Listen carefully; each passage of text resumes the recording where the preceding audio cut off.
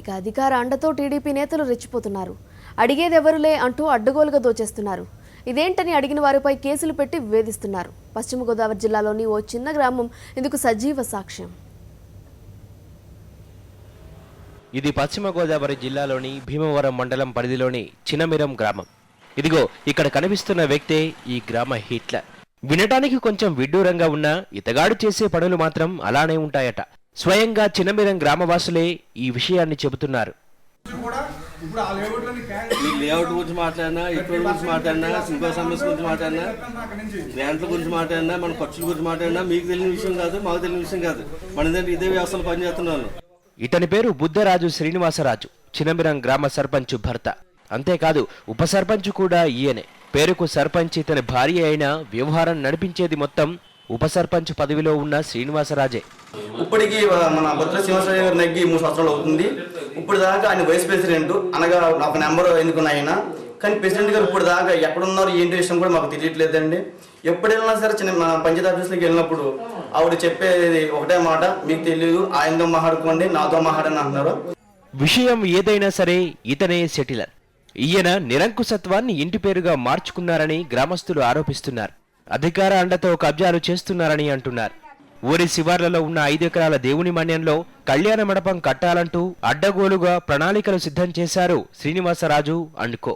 అయితే శివాలయ భూమి ఎదురుగా ఉన్న నిరుపేద దళితుల గుడిసెలు వీరికి అడ్డొచ్చాయి. అంతే, నానా రకాల ఇబ్బందులు పెట్టి వారిని ఖాళీ చేయించేందుకు తీవ్రంగా ప్రయత్నిస్తున్నారు. ఈ అధికార ఒత్తిళ్లను తాళలేక ఇటీవల ఒక వ్యక్తి మనోవేదనతో మృతి చెందాడు. కళ్యాణ మండపం కట్టాలని మా ఇల్లు అడ్డు ఉందని, ఎప్పటికైనా ఇల్లు పడగొట్టేయాలని మమ్మల్ని వీళ్ళగా ఏం చేరపెట్టేదంటే అండి, మా ఆయన ఈ మనీ అదే ఇలాగ పెట్టుకుని ఇల్లు కలిపింది, సార పెట్టారు, ఇలాగ చేస్తున్నారు, పిల్లోడు ఏం చేస్తారు ఏంటో అని టెన్షన్ పట్టుకురండి. మా ఆయన చనిపోయారండి.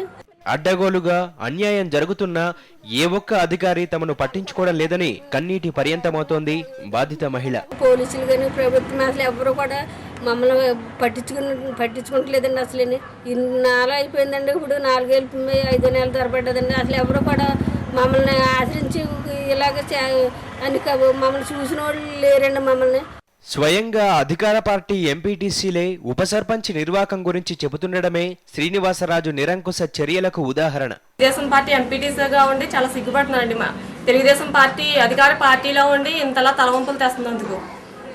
ఇప్పుడు మా ఉప సర్పంచ్ గారు ఉన్నారంటే మాకు అసలు సర్పంచ్ గారు ఎలా ఉంటారో తెలియదండి మాకు ఇంతవరకును. అలానే ఆరా తీసిన వాళ్ళు కూడా ఎవరూ లేరండి. వాళ్ళు ఏదంటే దానికి సై అంటారండి మా గ్రామ ప్రజలు కూడా. ఇప్పుడు సెక్రటరీ గారు ఉన్నారండి, ఆయన కూర్చోమంటే కూర్చోవాలంటే, నిలబడాలంటే నిలబడాలండి. సమస్యల పరిష్కారాన్ని మరిచి ఊరిని జూదానికి కేంద్రంగా మార్చారు. కోళ్ల పందేలకు కేర్ ఆఫ్ అడ్రస్ గా చేశారు. శివాలయ భూమి కబ్జాపై గతంలో ఫిర్యాదులొచ్చినా అధికార ఒత్తిళ్ల నేపథ్యంలో పట్టించుకోవడం లేదని స్థానిక నేతలు ఆరోపిస్తున్నారు. ఉప సర్పంచ్ అండ చూసుకుని ఈరోజు పార్టీలకు అతీతంగా వారికి కావాల్సిన వ్యక్తులకి తప్ప వేరే వాళ్ళు ఎవరు ఆ సమస్యల మీద మాట్లాడినా వాళ్ళు ఎదురుదాడి చేయడం జరుగుతుంది.